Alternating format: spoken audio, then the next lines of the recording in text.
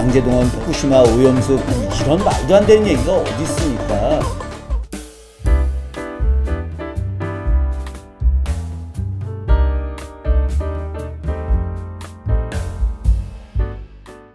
안녕하세요, 김준혁입니다.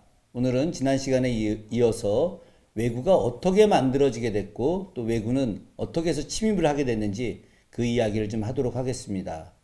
왜구, 여기서 구자는 어떤 구자인가요? 도적 구자입니다. 왜라고 하는 나라의 도적, 그렇게 해석을 해야 될까요? 우리는 흔히 옛날에 왜놈 이런 이야기 많이 했는데요. 그거 달리 바로 도적질을 하는, 노략질을 하는 해적의 무리가 바로 왜구입니다. 아주 쉽게 이야기하자면 일본 사람들 중에 바로 해적을 이제 왜구다 이렇게 이야기할 수 있겠죠.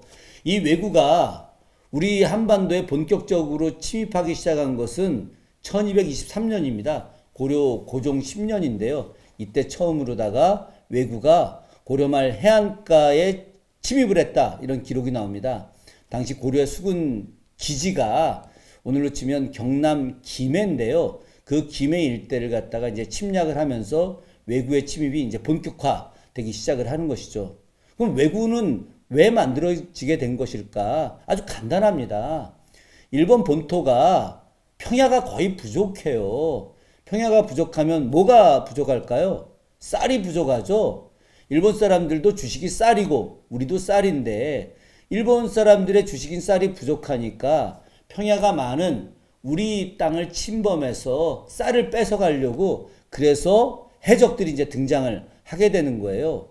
일본이 크게 4개의 섬으로 구성되어 있는데 제일 아래에 있는 대형 큰 섬이 규슈거든요. 그 규슈에 해적들이 모여서 이제 대마도를 거쳐서 부산 일대, 경남 남해안 일대로 이제 침입을 하게 되는 것인데 이 해적들의 주 목적이 바로 쌀이다 보니까 고려시대 때 이제 각 지방에서 조정으로 올라가는 조운선, 쌀을 이렇게 실어 나르는 이제 세금에 쌀 실어 나르는 그 조운선을 갖다가 이제 공격하는 일을 시작을 하게 된 것이죠. 그러다가 쌀만 공격하는 것이 아니라 여러 가지를 함께 공격하기 위해서 내륙으로 침입을 하게 되는 겁니다.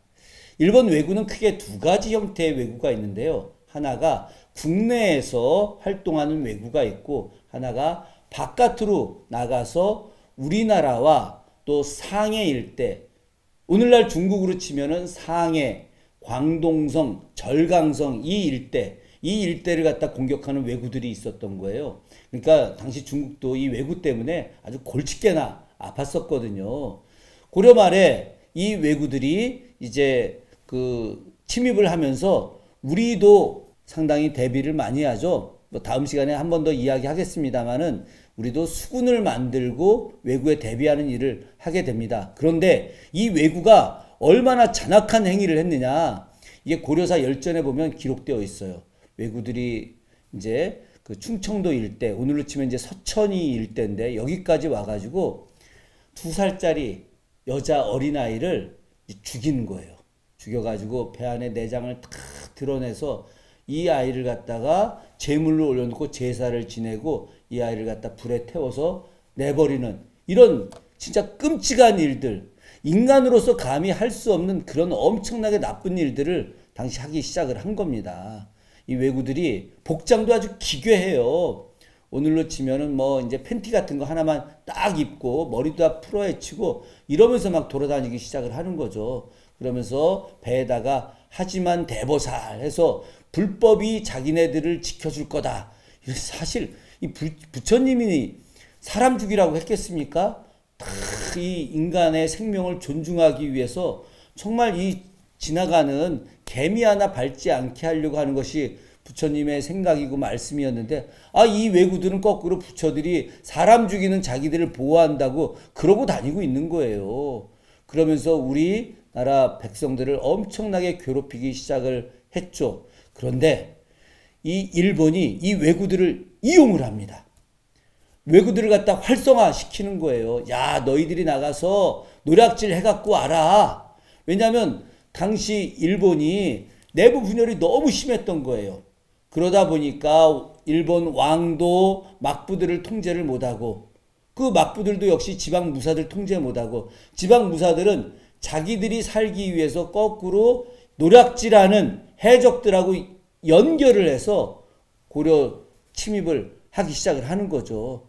그러니까 더욱더 말도 안 되는 일들이 벌어지기 시작을 하는 겁니다.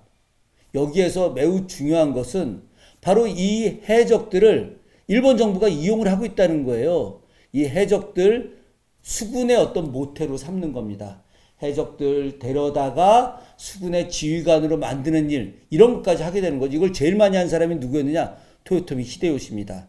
이 토요토미 히데요시가 바로 이 해적들을 갖다가 정규 수군으로 편입시켰고, 이 편입된 수군들이 바로 임진왜란 때 조선 침공에 상당한 역할을 하게 되는 것이죠. 그러니까 나중에 왜구들이 군대로 전환되는 이런 일까지 벌어지게 된 것입니다. 중요한 것은 왜구가 끊임없이 자신들의 먹거리를 위해서, 또 일본 사람들의 먹거리를 위해서 바로 우리 한반도를 공격한 것이고, 우리는 그에 대해서 끊임없이 대응하면서 왜구와 전투를 벌이기 시작을 한 것이죠. 다음 시간에는 왜구와 전투에서 승리한 대승한 이야기를 하도록 하겠습니다. 오늘 여기까지 하겠습니다. 감사합니다.